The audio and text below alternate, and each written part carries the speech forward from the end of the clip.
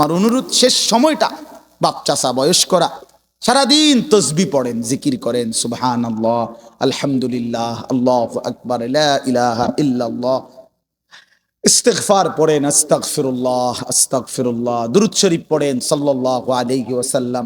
দেখবেন আমলনামায় নেকি ভারী। আল্লাহই তো আপনারে দয়া করছে যে এখন ছেলে রোজগার করে, আল্লাহর রহমতে সংসারে বাজার সাজার সদাই মোটামুটি একটু আমনের বোঝা কমছে। এটা আল্লাহর পক্ষ থেকে ইহসান না? তা আপনি এখন এই সময়টা কাজে লাগান। আল্লাহ আপনার একটু সুযোগ দিছে, আমনে দিয়ে বইয়ে বইয়ে কাল সাদোয়ানে গপ মারেন, এটা কেমন অভ্যাস?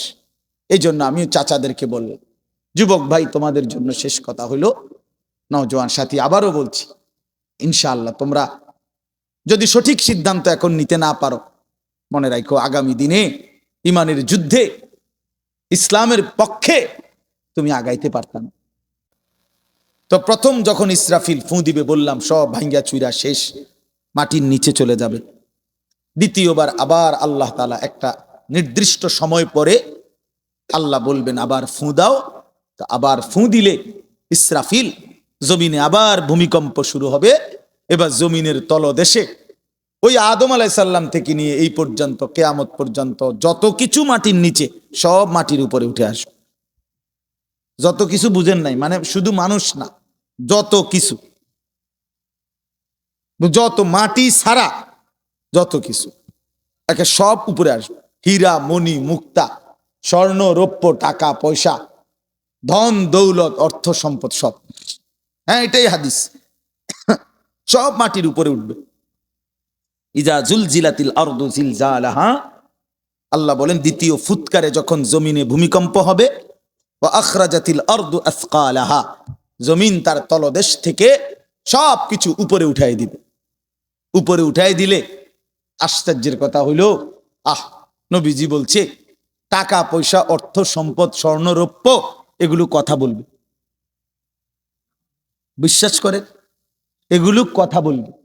কি কথা বলবে? সমস্ত নাফরমান পাপীদেরকে, এই অবৈধ সম্পদ উপার্জনকারীদেরকে ডাক দিবে।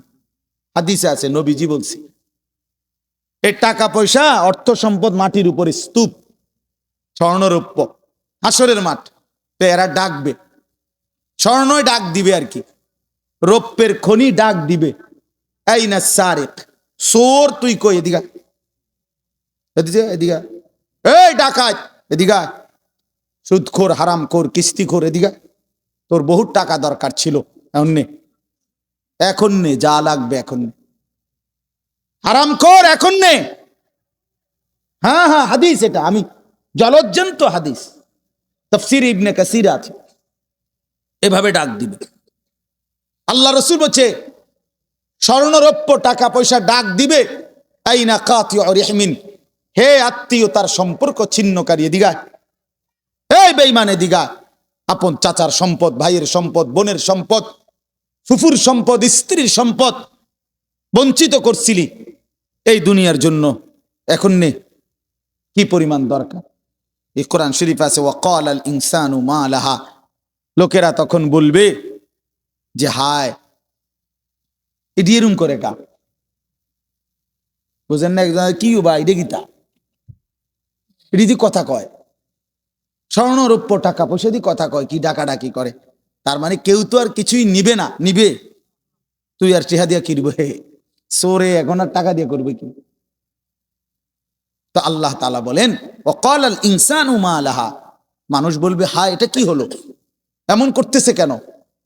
আল্লাহ তাআলা বলবেন ইয়াউমা ইদিন তুহাদ্দিসু আখবারাহা, আল্লাহ বলবে বান্দা আসল খেলাটা তো এখন দেখবা, এতক্ষণ তো দেখছো টাকা পয়সা অর্থ সম্পদ কথা বলছে, এখন তোমার পায়ের নিচের জমিন, তোমার পুরা জিন্দেগির সমস্ত খবর আমি আল্লাহর সাথে কথা বলবো।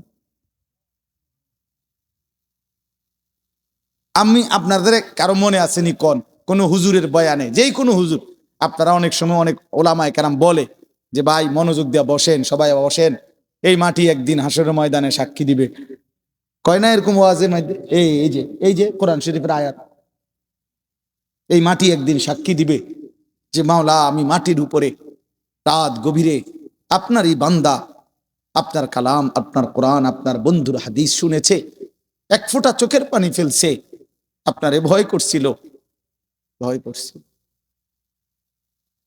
জাহান্নামকে ভয় করছিল। ইয়াউমাইদিন তুহাদ্দিসু আখবারাহা, আল্লাহ বলে জমিন সব বলে দিবে। রাত গভীরের তাহাজ্জুদের সেজদার কথাও বলবে, রাত গভীরে মোবাইলের উলঙ্গ ছবি দেখার কথাও যুবক বলবে, মদের আড্ডা জুয়ার আড্ডার কথাও বলবে। যে বোন অন্যায় ভাবে ভিন পুরুষের সাথে সম্পর্ক রাখছে, তার হারাম সম্পর্কের কথাও জমিন বলে দিবে। বিআন্না রাব্বাকা আওহা লাহা, আল্লাহ নিজেই বলতেছে। কেন বলবে? কারণ আমি আল্লাহ আদেশ করেছি বলে বলবে। জমিন কেন কথা বলবে? কে আদেশ করছে বলে। ইয়াউমাইদিন ইয়াসতুরুন নাসু আশতাতান লিয়ুরাউ আমালাহুম, এরপর আল্লাহ বলেন ফেরেশতারা সব তো শুনবে, সে স্বর্ণরৌপ্য ডাকছে, জমিন কথা বলছে তার বিরুদ্ধে, তার সব কিছু। এইবার ফেরেশতারা তাকে, মানুষগুলোকে দলে দলে গ্রুপে গ্রুপে, আশতাতান মানে হলো ভাগ করে দিবে, আর বলবে আগে বাড়ো, সামনে বাড়ো। লিউরাও আমালাহুম, ওইখানে তোমার আমলনামা দেওয়া হচ্ছে, সেই আমলনামা হাতে নাও, নিজ চোখে দেখো। নিজ চোখে কি দেখো? তখন সে দেখবে। তো কি দেখবে আমলনামাতে? এই আল্লাহ বলতেছেন ফামান ইয়ামাল মিসকালা যাররাতিন খায়রান ইয়ারাহ ওয়ামান ইয়ামাল মিসকালা যাররাতিন শাররান ইয়ারাহ। নবীজি সাল্লাল্লাহু আলাইহি সাল্লাম বলছে আল আয়াতুল জামিআতুল ফাযা, অনন্য ব্যতিক্রম ধর্মী কোরআনের পূর্ণাঙ্গ অর্থবোধক, মনে হয় যেন পুরা কোরআন, পুরা দিন, পুরা ইসলাম, আল্লাহ রসুলের সমস্ত কথাকে একসাথে ঢুকাইয়া ফেলছে এই একটা কথা। কোনটা? এই কথা। এটা যেন এক বোতলের মধ্যে সাগর ঢুকাইয়া ফেলছে। আল্লাহ বলছে বান্দা শোনো, আমল নামা হাতে নিলেই তুমি নিজ চোখে দেখবা তোমার জিন্দিগির এক বিন্দু ভালোটাও, এক বিন্দু মন্দটাও। মিসকালা যাররাতিন খায়রা, মিসকালা যাররাতিন শাররান, এক বিন্দু, এক নিঃশ্বাস, এক সেকেন্ডের, এক পলকের, এক মুহূর্তের, অথবা মুহূর্তের লক্ষ ভাগের এক ভাগের এক জাররা, এক জাররা লা ওয়াজনা লাহু, একেবারে সামান্য, এই একদম সামান্য সঙ্গে সামান্য। যা তুমি ভালো করেছো তাও দেখবা, যা মন্দ করেছো তাও দেখবা। কাফা বিনাফসিকাল ইয়াউমা আলাইকা হাসিবা, তোমার হিসাবের জন্য তুমি যথেষ্ট, তুমি নিজেই বুঝবা। ওই দেখবেন আপনার এয়ারপোর্টের মধ্যে লেখা থাকে, বিভিন্ন জায়গার মধ্যে এরো চিহ্ন দিয়া দিয়া লেখাই থাকে, ডান বাম, টয়লেট, মসজিদ, অজুখানা দিয়ে রাখে না। তো এবারে তো নিজেই বোঝে যে ইন্ডিয়া বাথরুম, ইন্ডিয়া অজুখানা, ইন্ডিয়া মসজিদে ঢোকানোর জায়গা। তো আল্লাহ তাআলাই বলবেন বান্দা আমলনামা হিসাব করে তুমি বুঝবা তুমি কি জান্নাতের দিকে যাইবা না জাহান্নামের দিকে যাইবা। তুমি টের পাইবা, তোমার ফয়সালা তুমি করতে পারবা। কাফা বিনাফসিকাল ইয়াউমা আলাইকা হাসিবা, তোমার হিসাবের জন্য তুমি যথেষ্ট। অতএব রাত গভীরে কষ্ট করছেন, সবাই বসছেন, আমার ওই প্রিয় মোহাম্মদ, ওই যে হয় বহুত মহব্বত করে এই মাহফিলের ডেট নিছে অনেক আগে।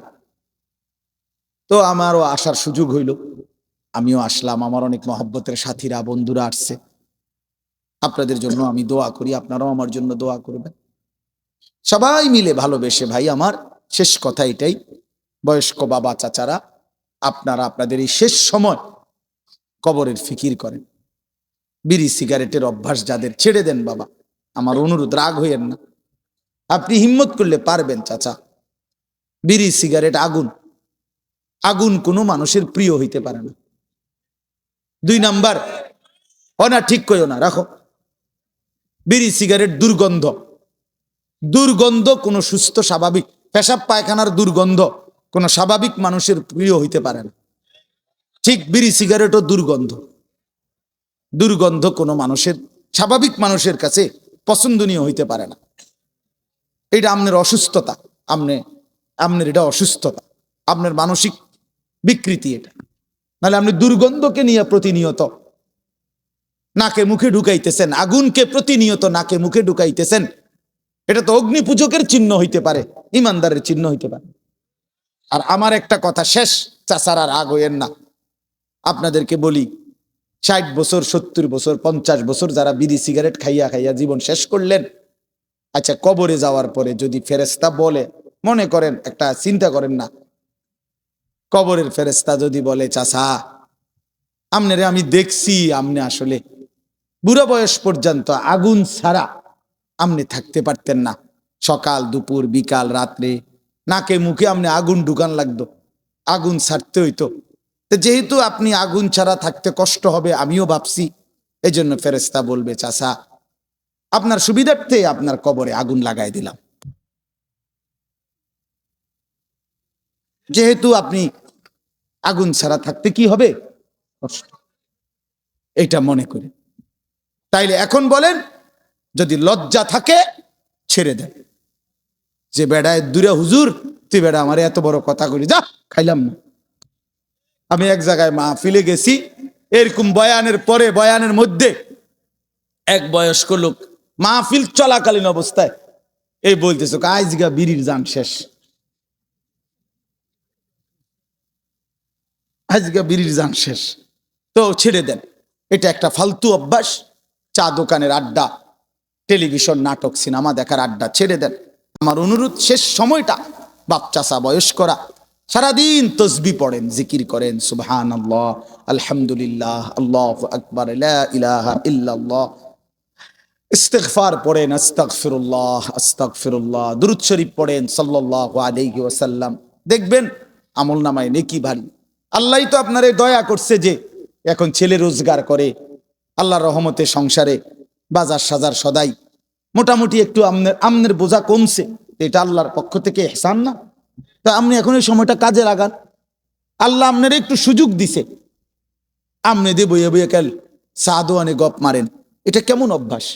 এই জন্য আমি চাচাদেরকে বললাম, যুবক ভাই তোমাদের জন্য শেষ কথা হইল, নওজোয়ান সাথী আবারও বলছি, ইনশাআল্লাহ তোমরা যদি সঠিক সিদ্ধান্ত এখন নিতে না পারো, মনে রাখো আগামী দিনে ইমানের যুদ্ধে ইসলামের পক্ষে তুমি আগাইতে পারতাম।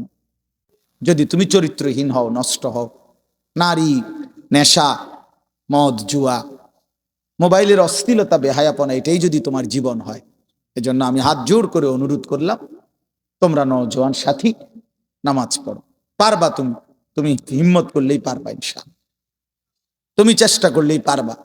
তুমি যদি সিদ্ধান্ত নাও, এবছর আমার মাহফিল ছিল নভেম্বর মাসে চট্টগ্রাম সন্দ্বীপে, একটা দ্বীপ এলাকা, স্পিডবোট দিয়া বঙ্গোপসাগর পার হইয়া যাইতে হয়, প্রতি বছরই আমি যাই সেখানে। গত বছর 4-5টা ছেলে স্কুল কলেজ পড়ুয়া, ওরা সিদ্ধান্ত নিছিল তাদের এলাকায় তারা ফজরের নামাজের সময় তাদের বন্ধু বান্ধবদেরকে উঠাবে ফজরের জামাতে জন্য।